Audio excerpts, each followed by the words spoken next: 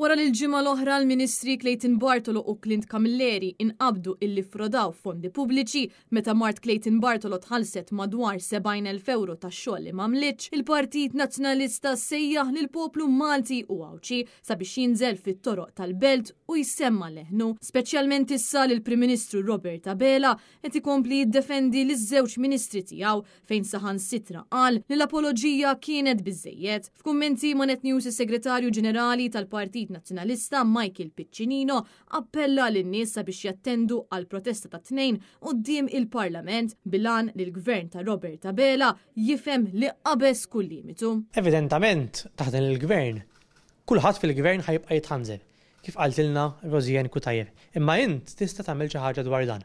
U allura l-appell tal-Partit Nazzjonalista huwa biex ninaqdu l-koll flimkien nhar it-tnejn quddiem il-Parlament biex nwaqfuhom milli jkomplu jsirquna. Pajjiżna għandu bżonn li jabgħat messaġġ lill-Gvern.